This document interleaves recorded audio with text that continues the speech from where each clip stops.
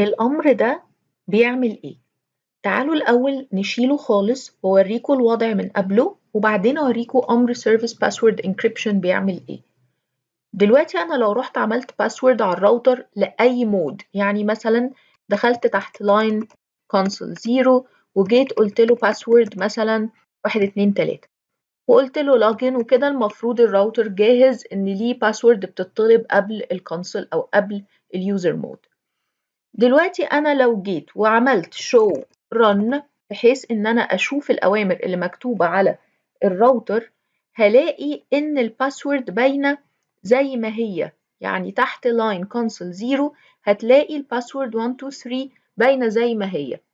لو أنت حابب إن الباسورد دي تتشفر في ملف الكونفيجريشن بتكتب أمر service password encryption، بتقول له service password encryption. لو أنت دلوقتي بعد الأمر جيت قلت show run ونزلت تحت خالص للمكان بتاع الباسورد هتلاقي إن هي فعلا اتشفرت. هي طبعا اتشفرت تشفير ضعيف بس أحسن من مفيش. كده كده التشفير ده بيكون لللوكال فايل، يعني ده ما بيتبعتش لحد أو ما هواش encryption over a link أو على interface، ده بس في اللوكال configuration file، بحيث إن لو أنت قاعد مثلا بتوري حد الملف ده أو كده فهو ما يقدرش يعرف أو يحدد إيه هي كانت الباسورد الأصلية. لو أنا حبيت بعد كده أعمل أي كلمة سر بيكون الأمر ده ساري عليها، يعني مثلا زي ما انتم ملاحظين اللاين الVTY دلوقتي ملوش كلمة سر خالص. طب لو أنا دخلت على لاين الVTY وعملت برضو باسورد 555 وقلت له لوجن وجيت برضو قلت show run، ننزل كده نشوف هتلاقوا برضو الباسورد بتاعت الVTY بقت متشفرة. أي كلمة سر بعد أمر Service Password Encryption بتكون متشفرة، يعني ما هواش بس ساري على الباسوردز هي السابقة، لا كمان أي كلمة سر بتتكتب بعد ما أنت بتعمله بتكون برضو متشفرة. حتى لو مثلا جيت عملت user name أي حاجة وعملت له كلمة سر، برضو لو أنت جيت قلت show run وجيت اتفرجت هتلاقي إن اليوزر موجود وإنه الباسورد بتاعته متشفرة.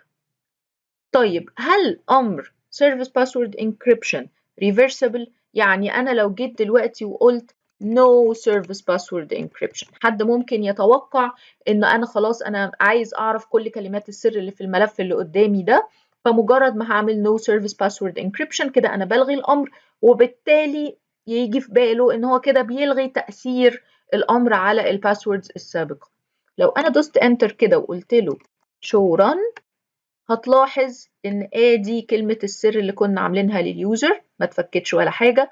انزل تحت خالص هتلاقي الباسورد بتاعت الكونسول برضو لسه متشفرة، الباسورد بتاعت الVTY برضو لسه متشفرة، وأي كلمة سر أنت هتكون عاملها في خلال وجود أمر Service Password Encryption هتفضل متشفرة حتى بعد ما تلغي الأمر. أمال إيه لازمته إن أنا أقول No Service Password Encryption؟